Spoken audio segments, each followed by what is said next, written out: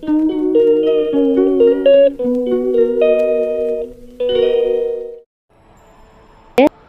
বন্ধুরা, প্রথমেই সবাই আমার প্রণাম, প্রীতি ও শুভেচ্ছা নেবেন। আশা করি সবাই ভালো আছেন। আজকে আরেকটা নতুন গল্প নিয়ে আপনাদের সামনে আসলাম। যদি ভালো লেগে থাকে তাহলে প্লিজ আমার চ্যানেলটা সাবস্ক্রাইব করবেন, লাইক করবেন আর অন্যকে দেখার সুযোগ করে দেবেন, মানে চ্যানেলটা শেয়ার করে দেবেন। রাধে রাধে।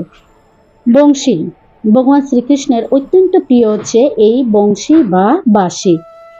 ভগবান শ্রীকৃষ্ণ এই বংশী বাজাতেন, আমরা সবাই জানি। কিন্তু এই বাঁশিটা হচ্ছে তিন রকমের বাঁশি তিনি বাজাতেন। তাহলে চলুন আজকে আমরা ভগবান শ্রীকৃষ্ণের এই বংশী মানে বাঁশি সম্বন্ধে একটু গল্প আস্বাদন করব। রাধে রাধে। শ্রীকৃষ্ণের বংশী সম্বন্ধে বলা হয়েছে যে সেই অদ্ভুত যন্ত্রটির ধ্বনি মহর্ষিদের ধ্যানও ভঙ্গ করে দিতে পারে। শুধু যে আমাদের শ্রীমতী রাধারানীকে পাগল করে দিত এই বংশীর ধ্বনি তা নয়, কিন্তু গোপ বালক বলেন বা সখীরা বলেন বা মহর্ষিদের বলেন, সবাইকেই পাগল করে দিত এই বংশীর ধ্বনি। ভগবান শ্রীকৃষ্ণ 3 রকমের বাঁশি ব্যবহার করতেন। তার একটিকে বলা হয় বেণু এবং অন্যটি মুরলী এবং তৃতীয়টি হচ্ছে বংশী। খুব মন দিয়ে গল্পটা শ্রবণ করবেন। এই বংশী সম্বন্ধে অনেকেই হয়তো জানেন না। আমরা সবাই জানি বাঁশি তিনি বাজান, কিন্তু 3 রকমের বাঁশি বাজান, 3 রকমেরই ছিল। তাই খুব মন দিয়ে গল্পটা শ্রবণ করবেন। বেণু অত্যন্ত ছোট, তা 6 ইঞ্চির বেশি দীর্ঘ নয় এবং তাতে 6টি ছিদ্র থাকত। মুরলীর দৈর্ঘ্য প্রায় 18 ইঞ্চি। তার এক প্রান্তে একটি ছিদ্র থাকে এবং তার গায়ে 4টি ছিদ্র থাকে। সেই মুরলীর অত্যন্ত মনোমুগ্ধকর সুর সৃষ্টি করে। বংশী প্রায় 15 ইঞ্চি লম্বা এবং তাতে 9টি ছিদ্র থাকে। শ্রীকৃষ্ণ প্রয়োজন অনুসারে এই 3 রকমের বাঁশি বাজান। যখন যেখানে যেটা প্রয়োজন ঠিক তখনই তিনি এই বাঁশিগুলা ব্যবহার করতেন। ভগবান শ্রীকৃষ্ণ আরো একটি বাঁশি ব্যবহার করতেন, যাকে বলা হয় মহানন্দ। তা যখন তার থেকে লম্বা হয় তখন তাকে বলা হয় আকর্ষণী। তা যখন তার থেকে লম্বা হয় তখন তাকে বলা হয় আনন্দিনী। এই আনন্দিনী বংশীধ্বনি গোপ বালকদের অত্যন্ত প্রিয় ছিল। এই আনন্দিনী যখন তিনি বাজাতেন তখন গোপ বালকরা ছুটতে ছুটতে ভগবান শ্রীকৃষ্ণের সামনে এসে হাজির হতেন। আর যখন তা স্বর্ণ দিয়ে তৈরি হয় তখন তাকে বলা হয় আকর্ষণ।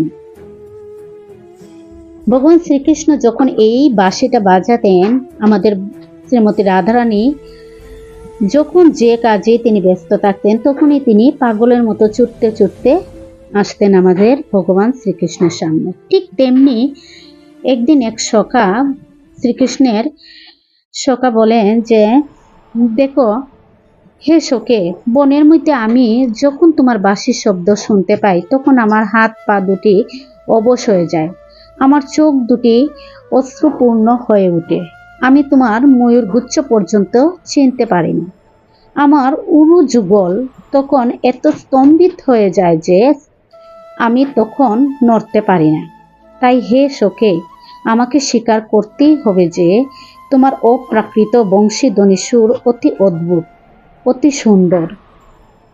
তেমনি এক গোপী অপর এক গোপীকে বলেন, হে সখী, কৃষ্ণের বংশীধ্বনি শোনার পর আমি তার দ্বারা প্রভাবিত না হওয়ার অনেক চেষ্টা করি, কিন্তু পারি না।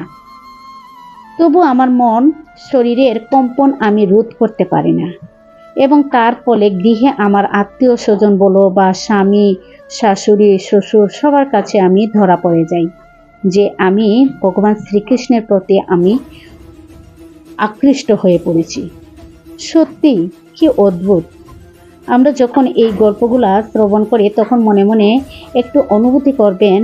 তখন গোপিকারা বলেন বা শ্রীমতী রাধারানী বলেন বা সখারা বলেন, প্রত্যেক মানে ভগবানের প্রতি আকৃষ্ট ছিলেন। ভীষণ ভীষণ ভালো লাগে এই গল্পগুলা শ্রবণ করলে। আমরা তো অনেক সময় পাঠে বলেন কীর্তনে বলেন ভগবান শ্রীকৃষ্ণ অনেক গল্প শ্রবণ করি, কিন্তু কোনো কোনো গল্প আছে বারবার শুনলেও আমরা সেটা আমার কাছে নতুন লাগে, তাই না? এই বংশের সম্বন্ধে অনেকেই হয়তো জানেন না, আমি নিজেও জানতাম না। আজকে এই গল্পটা পড়ে ভীষণ ভালো লাগলো আর জানতে পারলাম ভগবান শ্রীকৃষ্ণ যে 3 রকমের বাঁশি বাজাতেন। সত্যি ভীষণ ভালো লেগেছে আমার। আশা করি আপনাদেরও ভালো লাগবে। যদি ভালো লেগে থাকে তাহলে প্লিজ আমার চ্যানেলটা সাবস্ক্রাইব করবেন। আগামী দিন আরেকটা নতুন গল্প নিয়ে আসার চেষ্টা করব। রাধে রাধে। আজকে তাহলে এখানেই শেষ করি। নমস্কার। হরে